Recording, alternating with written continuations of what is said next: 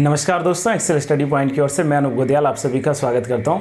तो दोस्तों, आज हम लोग पढ़ने वाले हैं बैंक से रिलेटेड कुछ प्रमुख टर्मिनोलॉजीज के बारे में। किसी भी पेपर में बैंक से रिलेटेड जो ये शब्दावलियां हैं इनके बारे में आप लोगों से पूछ लिया जाता है, जिसको हम लोग दो भागों में पढ़ेंगे। इस भाग एक में हम लोग बात करेंगे CRR क्या होता है, SLR किसे कहते हैं, बैंक रेट क्या होता है, बेस रेट किसे कहते हैं। ठीक है, तो इन जो है बेसिक टर्म्स पर हम लोग इस क्लास के माध्यम से जानकारी लेंगे। फिर इसका जो भाग 2 आएगा उसमें इलेक्ट्रॉनिक बैंकिंग से रिलेटेड जो टर्मिनोलॉजीज हैं, जैसे NEFT क्या होता है, नेफ्ट जिसको आप लोग कहते हैं, RTGS किसे कहते हैं, IMPS क्या होता है, CTS यानी कि चेक ट्रंकेशन सिस्टम क्या होता है, नाच क्या है, नेशनल ऑटोमेटेड क्लियरिंग हाउस यानी कि नाच क्या है। तो इस माध्यम से हम लोग इनको जो है 2 स्लाइड्स में जानेंगे। तो सबसे पहले शुरुआत करते हैं आज की इस वीडियो की, और आप लोग वीडियो को अंत तक जरूर देखिए और इससे जो है कुछ नया सीखने को मिलेगा। चलिए दोस्तों, स्टार्ट करते हैं आज की इस जो है पर्टिकुलर स्लाइड को। देखो, सबसे पहला जो हमारे पास में टॉपिक आता है दैट इज रेपो रेट किसे कहते हैं। देखो, इसको मैंने कहा है कि जो लिखा हुआ है बोर्ड पर वो आराम से आप लोग जो है वीडियो को रोककर उसको कॉपी कर सकते हैं, लिख सकते हैं, वो अलग चीज है। हम लोग ट्राई करेंगे कि इसको बेसिक टर्म्स में कैसे समझा जाए। तो इसके लिए एक उदाहरण समझते हैं। मान लीजिए कि एक बैंक है, ठीक है, एक जो है कोई भी कमर्शियल बैंक है, कोई भी वाणिज्यिक बैंक है, जिस बैंक के पास में पैसों की कमी पड़ जाती है। सपोज कर लीजिए कि बैंक के पास में जो है पैसों की कमी पड़ गई, क्या आ गया वहां पर, शॉर्टफॉल आ गया किसका, मनी का। तो उस आधार पर क्या होगा कि वो बैंक हमारे सेंट्रल बैंक के पास जाएगा। मान लीजिए कि PNB की बात करें, SBI की बात करें, किसी भी बैंक की हम लोग बात करें, वहां पर उस बैंक में पैसों की कमी आ गई। अब वो बैंक क्या करेगा, वो हमारे सेंट्रल बैंक के पास जाएगा, जो कि RBI है, केंद्रीकृत बैंक क्या है, RBI है, भारतीय रिजर्व बैंक। अब भारतीय रिजर्व बैंक क्या करेगा, भारतीय रिजर्व बैंक उस बैंक को लोन देगा, उसकी जो कमी है पैसों की उसको पूरा करेगा। लेकिन भाई RBI इस पर कुछ ना कुछ तो इंटरेस्ट लेगा, RBI कुछ ना कुछ इस पर ब्याज लेगा।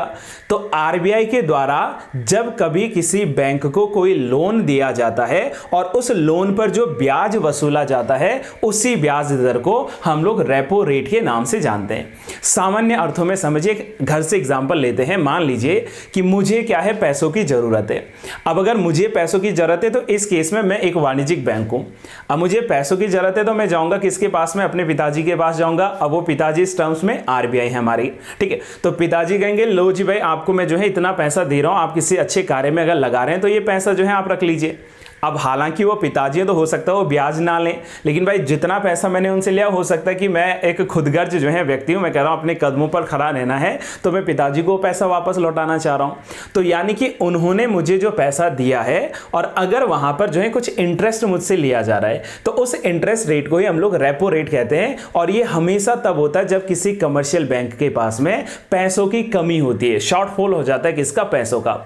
दूसरी चीज याद रखना कि क्या ये जो है एक लॉन्ग टर्म डील रहेगा, नो, ये एक जो है शॉर्ट टर्म जो है लैंडिंग्स होती है मनी का, यानी कि कम समय के लिए दिया जाता है। सर कितना समय होगा, देखो ये ओवरनाइट से स्टार्ट होता है और यूजुअली जो है 1 and 2 वीक्स के लिए दिया जाता है, ठीक है। वैसे जो है 1 हफ्ते के लिए 7 दिनों के लिए दिया जाता है, लेकिन इन केस ऑफ जो है इमरजेंसी इसको 14 दिनों तक एक्सटेंड किया जा सकता है। चलिए इस बात को थोड़ा सा समझते हैं। देखो, रेपो रेट क्या है, repo rate is the rate at which repo rate it a rate at which this central bank मतलब हमारे टर्म्स में, इंडिया की टर्म्स में देखो, दैट इज RBI, ठीक है, of a country lends money to commercial banks in the event of any shortfall of fund. मतलब पैसों की अगर कमी आ जाती है किसी बैंक के पास में, तो भाई RBI उनको क्या करेगा, मनी जो है लैंड करेगा, यानी कि पैसा उधार में देगा, ठीक है, पैसा उधार में देगा। Here this central bank purchases the security. अच्छा, यहां एक और इंटरेस्टिंग चीज ये है कि यहां पर क्या होगा, बैंक के द्वारा RBI के द्वारा बैंकों को दिया जा रहा है मनी, लेकिन बदले में कुछ ना कुछ सिक्योरिटी लेंगे ना, क्या पता कल को बैंक जो है ये पैसा वापस करे ना करे, तो वहां पर आपसे जो है प्रतिभूति सिक्योरिटी या सुरक्षा के रूप में कोलैटरल्स वगैरह खरीदे जाते हैं, ठीक है।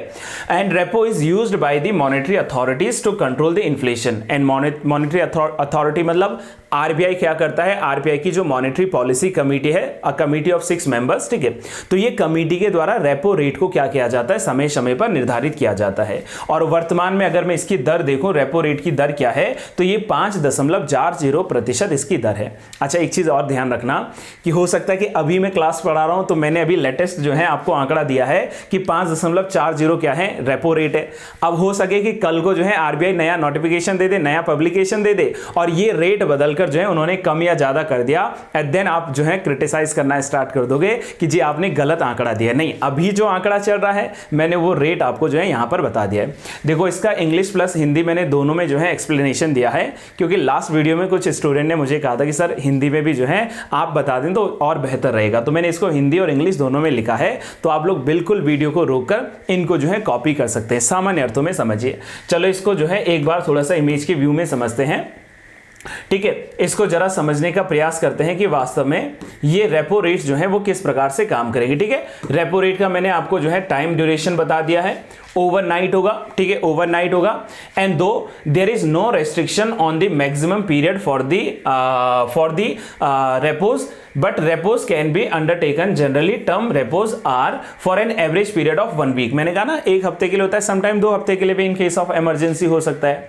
In an open repo there is no such fixed maturity period, कोई मैच्योरिटी पीरियड नहीं है, ठीक है। And the interest rate would change from day to day. अच्छा, इस पर जो ब्याज दर होती है ना, ये तय करती है बाजार मूल्य के आधार पर। ये जो मार्केट चल रहा है, मार्केट की जो कंडीशन है पैसों की, उसके आधार पर ये तय करता है कि हो सकता है कि रेपो रेट घट जाए, हो सकता है बढ़ जाए। जैसे मैंने अभी कहा कि अभी जो मैंने रेपो रेट बताया है, हो सकता है कि वो जो है कल को या जो है आरबीआई अगर नया नोटिफिकेशन जारी कर दे तो वो चेंज भी हो सकता है। तो रेपो रेट को इस जो है तरीके से आप लोग इसमें समझ सकते हैं। रेपो रेट के बारे में देखो, मैंने यही कहा है, इस इमेज के थ्रू आप लोग इसको बढ़िया ढंग से समझेंगे। सपोज क्या हमने ये क्या है, हमारे पास में कोई भी एक जो है कमर्शियल बैंक है या कोई भी पब्लिक सेक्टर बैंक है, कोई भी हमारे पास में बैंक है। अब इस बैंक को नीड है किस चीज की, पैसों की, फंड की नीड है।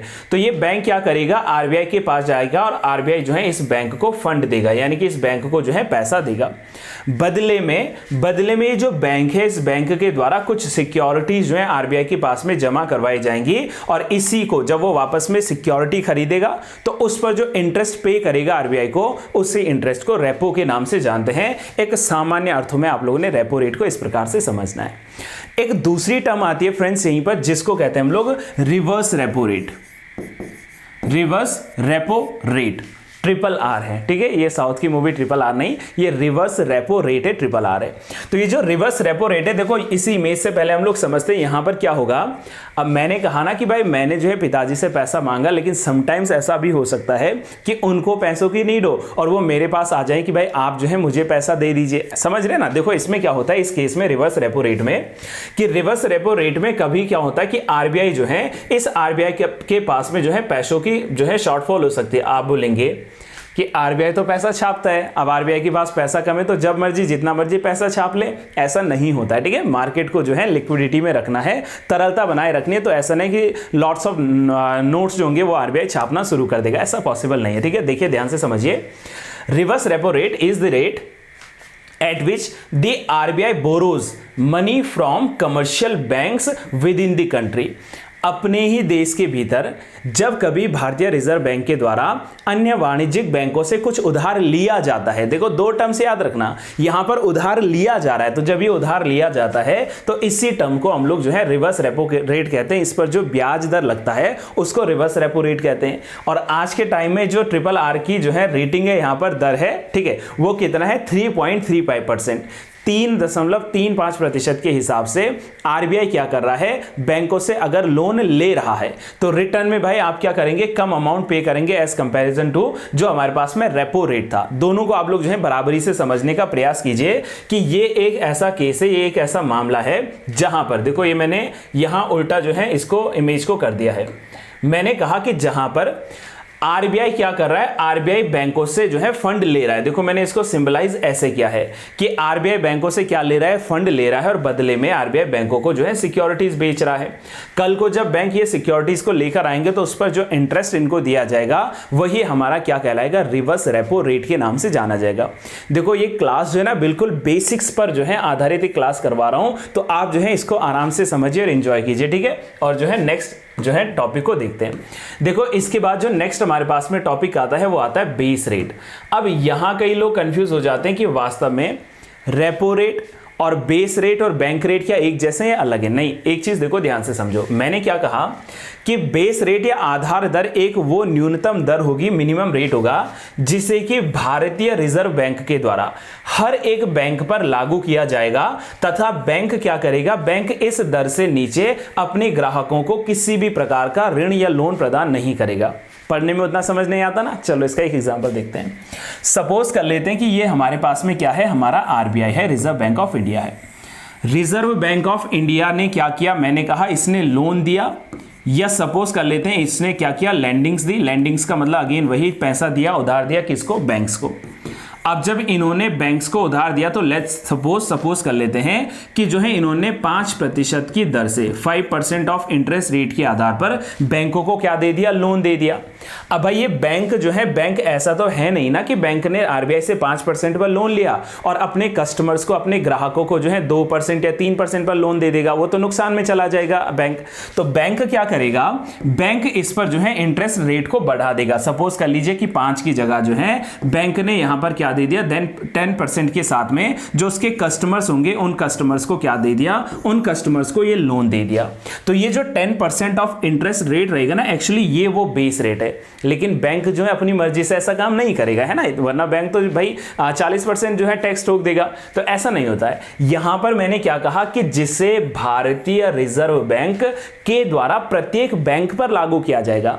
आपसे रिजर्व बैंक कहेगा कि भाई देखो ये बेस रेट है आपका, ये इतना परसेंट ऑफ, आप जो है इतने परसेंट से नीचे जो है कभी भी क्या नहीं दे सकते, कोई लोन नहीं दे सकते हैं, ठीक है। इससे नीचे अपने ग्राहकों को कोई लोन भी नहीं दे सकते और बहुत हाई अमाउंट भी नहीं कर सकते हैं। ऐसा भी नहीं कि बहुत हाई अमाउंट में आपने जो है लोन जो है लगा दिया। तो ये बेस रेट समझिए कि बेस रेट क्या है, base rate is the minimum rate set by the RBI below which banks are not allowed to lend money to their customers, ठीक है। अपने कस्टमर्स को इसके नीचे जो है जाकर कोई भी पैसा आप लोग नहीं दे पाओगे। तो ये हमारा आता है बेस रेट।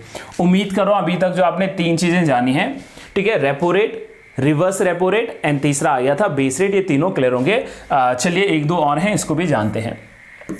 नेक्स्ट हमारे पास आता है गाइस बैंक रेट। अच्छा, कई लोग यहां बहुत परेशान होते हैं, कई लोग जो हैं यहां बहुत जो है परेशान होते हैं कि रेपो जब था तो भाई बैंक रेट की क्या जरूरत है, रेपो और बैंक में ज्यादा क्या डिफरेंस है। देखो सामान्य अर्थों में समझते हैं इसको। मैंने कहा रेपो रेट होता है शॉर्ट टाइम पीरियड के लिए। शॉर्ट टाइम पीरियड क्या था, ओवरनाइट से लेकर for 1 week and in sometimes ये 2 वीक्स के लिए हो सकता है। लेकिन what about the bank rate, bank rate actually ये लॉन्ग टर्म के लिए दिया जाने वाला एक लोन होता है, एक दीर्घ अवधि के लिए दिया जाने वाला लोन होता है, ठीक है। बैंक रेट को इस प्रकार से समझते हैं। देखो ध्यान से देखना इधर गाइस कि bank rate is the rate charged by RBI again obviously for lending funds to commercial banks for a long term यानी कि मोर देन जो है 14 डेज जो है, इससे ऊपर का जो यहां पर दिया जाएगा बिल, जो भी मतलब इंटरेस्ट दिया जाएगा, जो भी पैसा दिया जाएगा, वो एक प्रकार से बैंक रेट होगा। There is no agreement on purchase that will be drawn up और agreed upon with no collateral as well. भाई पहले केस में तो सिक्योरिटीज खरीदी जा रही थी आरबीआई के द्वारा, लेकिन यहां पर कोई कोलेटरल नहीं रखना है, कोई भी जो है सिक्योरिटीज नहीं खरीदनी और बेचनी है। तो बैंक रेट हमेशा क्या होगा, हायर होगा then the repo rate on account of its ability to regulate liquidity. भाई देखा जाएगा कि तरलता को कितना जो है नियंत्रण कर पा रहा है, तो उस एबिलिटी के हिसाब से हमेशा बैंक रेट जो होता है वो हाई होता है, किसकी तुलना में, जो हमारे पास में रेपो रेट होता है। और आज के टाइम में जो बैंक रेट है, बैंक रेट का जो मतलब अभी रेशियो है, अनुपात है, वो 5.65 जो है प्रतिशत रखा गया है। अब यहां पर एक टर्म यूज हुआ था दैट इज कोलेटरल। अब कई लोग जो है इस टर्म को लेकर परेशान हो जाते हैं कि वास्तव में ये कोलेटरल क्या होता है। तो चलो यहां पर मैं 2 टर्मिनोलॉजीज और क्लियर करवा देता हूं आप लोगों को। देखो 2 टर्म्स कौन से आते हैं फ्रेंड्स, एक आता है कोलेटरल और एक आता है प्राइम सिक्योरिटी। एक आता है कोलेटरल और एक आता है प्राइम सिक्योरिटीज। दोनों में क्या अंतर है, चलिए इसको जानते हैं। लेट्स सपोज करते हैं, मान लेते हैं कि मैं क्या कर रहा हूं, मैं एक कार ले रहा हूं। सपोज कर लीजिए कि भाई मैं जो है मैं एक कार खरीदना चाह रहा हूं, ठीक है, या कुछ भी मान लीजिए मैं एक लैपटॉप खरीदना चाह रहा हूं, या मान लीजिए कि मैं एक मकान बनाना चाह रहा हूं, मकान खरीदना चाह रहा हूं। तो वहां पर मैंने क्या किया, सपोज करें मैंने एक कार लेनी है। लास्ट स्लाइड में मैंने कार का अच्छा एग्जांपल दिया था आपको, और ये कार की कीमत जो है लेट्स सपोज कर लेते हैं कि ये 30 लाख की है, ठीक है, 30 लाख की ये कार है। मेरे पास में जो अमाउंट है अगेन वही कि 15 लाख जो है मेरे पास में है, और मुझे अभी भी नीड है लगभग 15 लाख की। तो मैं क्या करूंगा, ये 15 लाख के लिए चले जाऊंगा बैंक के पास कि डियर बैंक मुझे क्या दे दें, आप मुझे जो है लोन दे दें, क्योंकि मुझे कार खरीदना है। अब भाई बैंक इतना दयालु तो है नहीं, ठीक है, बैंक जो है मेरे मामा जी का बेटा तो है नहीं कि वो कहेगा कि जी हाँ ले जाओ, आप बिल्कुल जो है फ्री में ले जाओ, कोई दिक्कत नहीं है। जब आप ये 15 लाख का लोन लेंगे तो बैंक आपसे साफ साफ कहेगा कि सिक्योरिटीज क्या रख रहे हैं आप। तो सिक्योरिटीज में वो जो कार आप खरीद रहे हैं ना, तो बैंक कहेगा कि ये कार जो है ये सिक्योरिटी रहेगी, अगर कल को आपने जो है 15 लाख बैंक के नहीं लौटाए तो हम आपकी कार को जो है अपने साथ लेकर चले जाएंगे। तो ये वाला जो सिस्टम है ना, इसको एक्चुअली प्राइम सिक्योरिटीज कहते हैं, कि जिस चीज के लिए आप जो है फंड रेस कर रहे हो उसी चीज को एज अ सिक्योरिटी रख दिया जाए तो वो आपके पास में प्राइम सिक्योरिटीज होगा। ठीक है, एक एग्जांपल ये समझ के दूसरा एग्जांपल समझते हैं इसी से। मान लीजिए मैंने कहा सपोज करिए आप जो है एक घर बना रहे हैं, आप लोग जो है एक घर ले रहे हैं। इस घर को बनाने में आपको लगभग जो है मान लीजिए कि 1 करोड़ ही मान लेते हैं, एक नॉर्मल जो है आंकड़ा रखते हैं कि 1 करोड़ रुपया आपको खर्च करना है। आपके पास में सपोज कर लेते हैं कि जो है 50 लाख रुपीस की व्यवस्था हो चुकी है, और अभी आपको जो है 50 लाख रुपए जो है और लेने हैं। आप बैंक के पास चले गए कि 50 लाख या 80 लाख का लोन लेना है बैंक से। अब वहां पर क्या होगा, ध्यान से समझना, वहां पर क्या होगा, वहां पर पहले तो जो आप वो घर रख रहे हैं उस घर को ही क्या किया जाएगा, उस घर को ही एज अ सिक्योरिटी बैंक में रखा जाएगा। मतलब ऐसा नहीं घर को उठाकर रख दिया, मतलब उसके जितने भी डॉक्यूमेंट्स या जो भी हैं उसको रखवाया जाएगा। प्लस बैंक यहां पर कहता है कि अगर आप 1.5 लाख या अगर आप 1 करोड़ का क्या कर रहे हैं, इन्वेस्टमेंट कर रहे हैं, या आप हमसे जितना लोन ले रहे हैं एटलीस्ट उससे ज्यादा आपको एज अ सिक्योरिटी रखना पड़ेगा। तो वहां पर देखो, वहां पर जो घर था वो घर क्या था, वो था प्राइम सिक्योरिटी, विच मींस कि कोलैटरल में आपको प्राइम सिक्योरिटीज तो रखने ही रखने हैं, प्लस प्राइम सिक्योरिटी के साथ में आपको कुछ अदर जो है सिक्योरिटीज भी रखनी पड़ेंगी, कोई भी अन्य जो है सिक्योरिटीज भी रखनी पड़ेंगी। तो ऐसा अगर वहां पर मामला आता तो उसको कोलैटरल के नाम से जानते हैं। तो यहां क्या कह रहा है आपसे, यहां कह रहा है कि भाई आपको किसी भी प्रकार का कोलैटरल नहीं देना है इस केस में, कहां पर, जहां पर बैंक रेट होता है। तो ये देखो मैंने सामान्य बेसिक अर्थ में बताया है। नेक्स्ट स्लाइड में मैं कोलैटरल और जो ये प्राइम सिक्योरिटीज हैं उसको कंप्लीट जो है डिस्कस करने वाला हूं आप लोगों के सामने। ठीक है, तो चलिए नेक्स्ट आते हैं हम लोग बैंक रेट के बाद cash reserve ratio.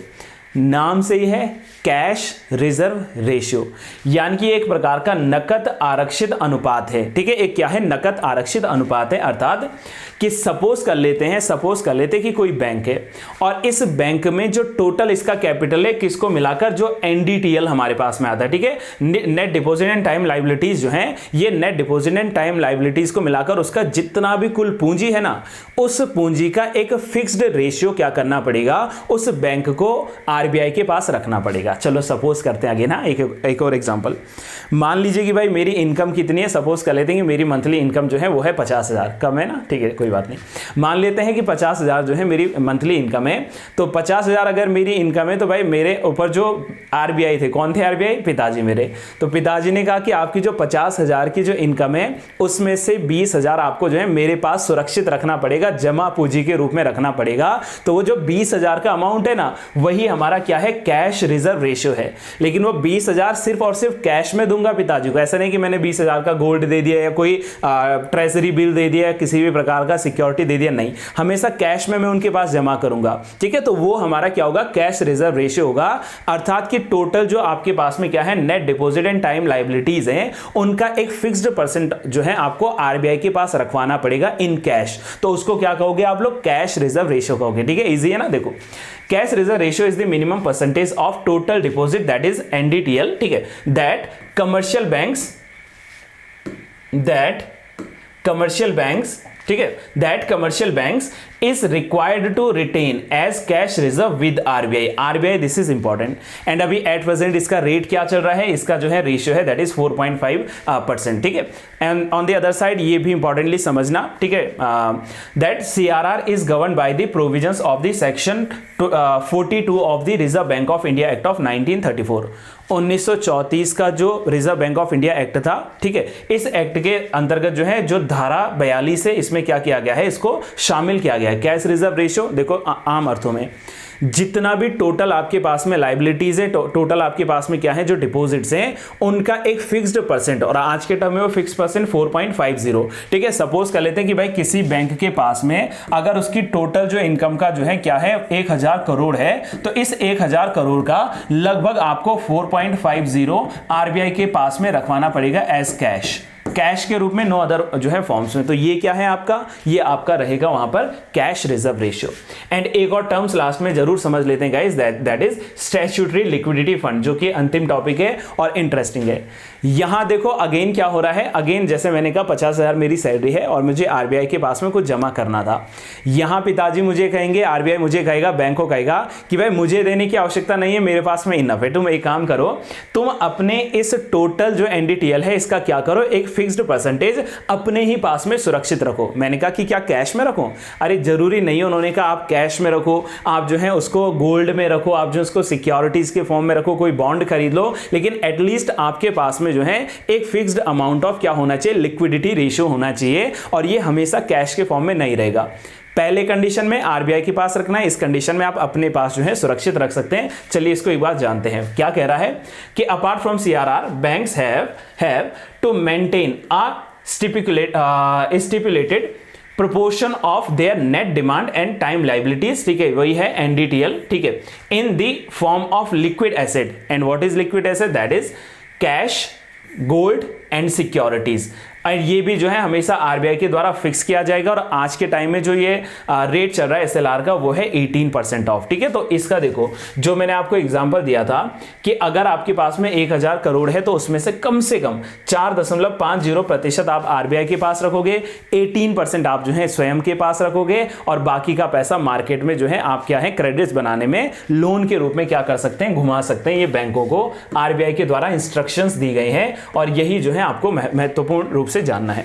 SLR was prescribed by the section 24(2)(a) of Banking Regulation Act of 1949। ये वही बैंकिंग रेगुलेशन एक्ट ऑफ 1949 है जिसने RBI को सेंट्रलाइज्ड बैंक के रूप में जो है अनुमति दी थी या मान्यता दी थी, सैंक्शन दिया था, ठीक है। तो ये वही जो है हमारे पास में, तो इसका हिंदी में आप लोग इसको भी जान सकते हैं। और ये आज के लिए जो है कुछ महत्वपूर्ण टॉपिक थे। जैसा कि मैंने आपसे कहा कि इसको हम लोग जो है 2 भागों में पढ़ने वाले हैं। तो नेक्स्ट टॉपिक जो होंगे इन टर्मिनोलॉजीज को लेकर, उसमें NEFT के बारे में हम लोग पढ़ने वाले हैं, ठीक है। नेशनल इलेक्ट्रॉनिक फंड ट्रांसफर क्या होना चाहिए उसके बारे में हम लोग पढ़ेंगे, ठीक है। RTGS क्या होता है, रियल टाइम ग्रॉस सेटलमेंट क्या है, IMPS क्या है, CTS चेक ट्रंकेशन के बारे में जानेंगे, एंड ना जो है नेशनल क्लियरिंग हाउस के बारे में जानेंगे। So guys this is all for today. I really hope आपको जो है ये वीडियो समझ में आया होगा, और अगर वीडियो आपको पसंद आती है तो वीडियो को लाइक जरूर करें, अपने फ्रेंड्स के साथ शेयर जरूर करें, और अगर आप चैनल से जुड़ रहे हो तो आप लोग जो है जरूर इसको सब्सक्राइब कीजिए और बेल आइकन को जरूर दबाएं ताकि आपको नेक्स्ट नोटिफिकेशन मिले। Till then have a good day to all.